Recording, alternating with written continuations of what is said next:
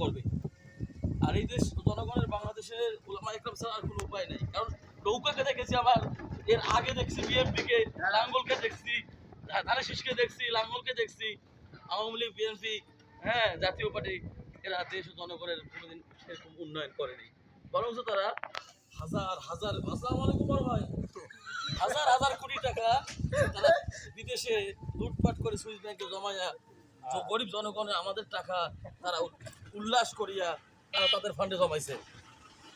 তো আমরা একটা কথা বলতে চাই, শেষ কথা, আমি আমার শেষ বক্তব্য এটাই আলোচনা মুসলমান হিসেবে সমস্ত মানব জাতির কাছে, যে সব মার্কা দেখা শেষ, সব মার্কাকে আমরা দেখেছি, সব দলকে দেখেছি, সব সব দলকে দেখা শেষ। সামনে ইসলামী সরকার, ইসলামী হুকুমত, ইসলামী সরকারের বাংলাদেশ। আমরা এই আশা করি।